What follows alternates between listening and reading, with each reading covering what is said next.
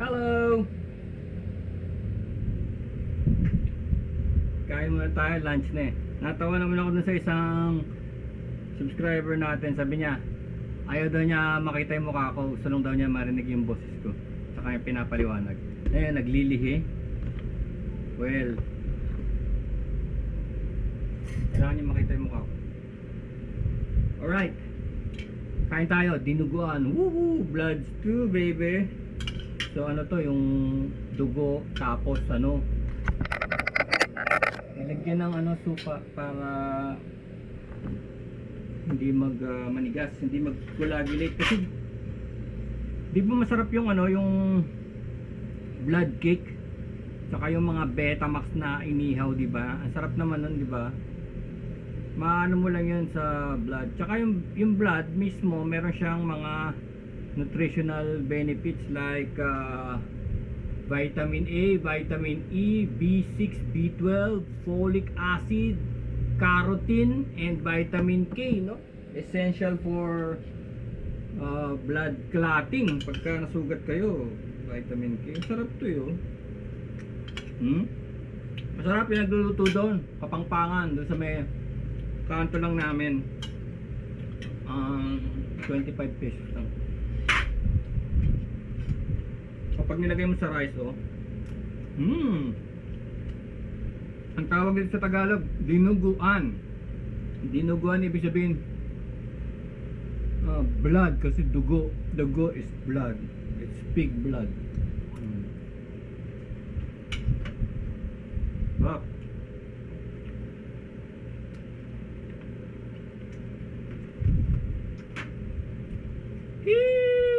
Sabi mo mga ate, kadiri ko ritim. Of course, mga kababayan natin iba, down south, tayo nilang kumain ng ganito. Bawal daw kasi against the will of ano. Well, that's fine kung yun ang ano nila. Pero this is food, no? Not wasting any part of the animal. Kasi pagka sila nagkatay ng baboy, tatapon lang nila yung dugo sa ano, sa lupa, according to the book. And of course, make ano tayo dito, drinks, Coca-Cola. Tignan natin kung may vitamins ah. Impossible, walang vitamins to. Puro asukal lang to, no? Diba, panlinis nga to ng bakal. Pero dahil makulit kayo, mahilig din kayo sa soft drinks, diba? Kahit alam nyo bawal, no? Kaya lang maganda sa soft drinks. Sabihin ko sa inyo, maganda sa soft drinks pagka kayo ay nag-exercise o may ginagawa. Hindi lang maganda to pagka kayo obese na, soft drinks pa kayo ng soft drinks. Kasi panay sugar to, ang daming asukal nito. Para lang kayo umiinom ng asukal. Kaya lang in a way, ang asukal gives energy. Kaya pagka kayo nagsusopik, may ginagawa kayo, that's fine. Nagaya ko, hindi naman ako mataba. Siyempre nagmumotor, mainit. Ito kasi parang may food na siya, may sugar na, tsaka may tubig, tsaka may carbonated may carbonated gas. And carbonated gas parang nadidighay ka, diba? Grabe panahon na one moment sun, one moment it's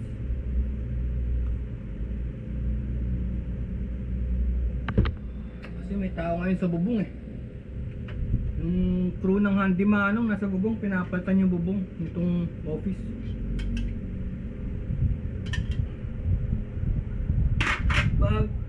Bago ako pumasok dito sa office, ang init. Ngayon dumilim na.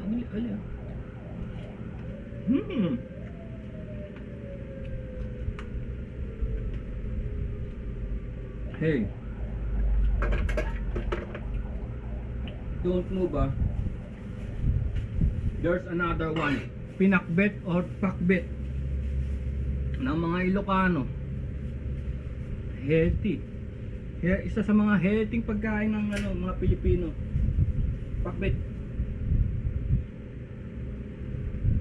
Pero hindi lahat ng pakbet ay pare-parehas. Meron talagang magaling magluto ng pakbet. Kasi may mga pakbet na ginagawa matabang, yung parang pinakuluan lang. Meron talaga yung magagaling na tapos pag kumakagat kang ganyan, crunchy pa rin. May magagaling talaga na gano'n, parang half cook. Kasi yung gulay pagka overcook, walang kwentang, walang lasa, walang kwenta. Walang trail, para kang may sakit. Oh, this is the pakbet, pinakbet. Pakbet. Ba't parang hindi maganda pakinggan? May pak na may bet pa. Okay. Itong third nating pagkain naman, ang tawag dito ay atay balon-balunan, adobo.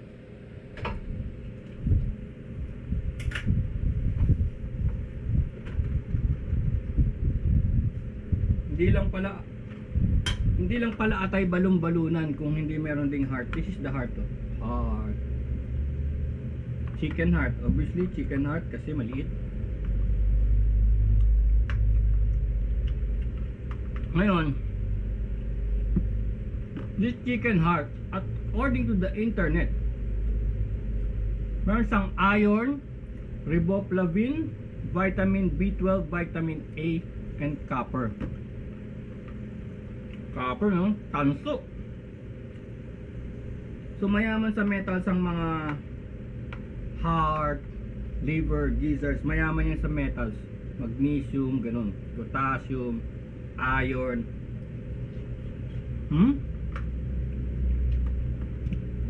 Malutong siya pag kinain mo.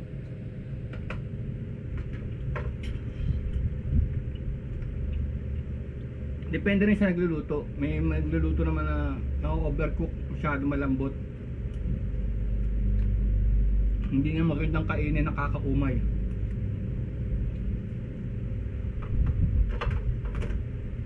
Pero ito yung kapangpangan doon sa neighbor namin. Magaling sila. May timing kasi ito eh. Pag ito nailampas mo ng bawa 8 seconds lang dapat. 8 seconds, madali lang maluto ito eh. After that, magiging makunat. Magiging makunat na. Yung 8 seconds mo, pag nalampasan mo 8 seconds, kailangan mo na ng 8 minutes. Ang susunod ng 8 minutes na para lumambot siya ulit. Kaya don't miss that 8 seconds.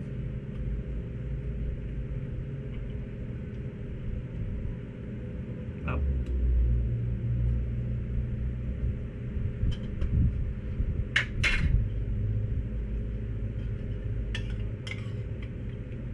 Dinuguan.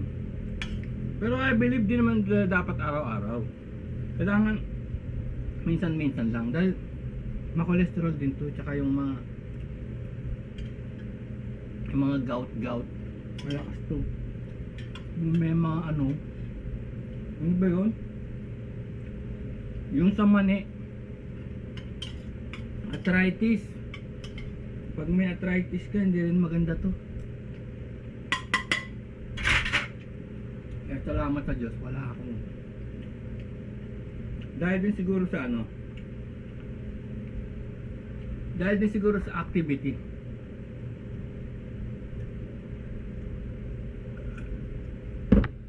Kasi naniniwala ako, ang tao talaga ginawa to move. Hindi pwedeng yung stagnant. Hindi pwedeng yung yung na-invento ng tao na nakakasira sa atin. Computer jobs, nakaupo, call center, ganyan, nakaupo, no? Pati mga sales people ngayon sa internet na naghahanap ng customer, advertising, internet, no? Pati mga punerarya ngayon sa internet na naghahanap ng kliyente, yung mga insurance company sa internet, pati sasakyan, pati insurance sasakyan sa internet, lahat sa internet, lahat ng tao nakaupo, tataba, kain ng kain, upo, taba, tulog. Pagdating ng hapon, inom.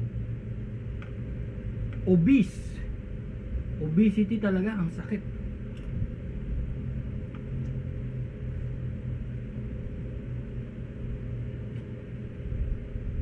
Pero lahat ng bagay na to pwede mong kainin kung kumikilos ka.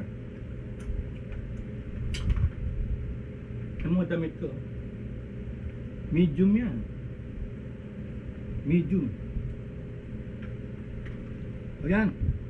Sarap mga pagkain Pilipino. The best sa murang halaga. Ang total itong ano ha, in-order ko 3 ulam. 70. Walang biro. 3 ulam. 70. Yung Coke 1.5, 75. Mas mura pa yung 3 ulam kaysa rin sa Coke.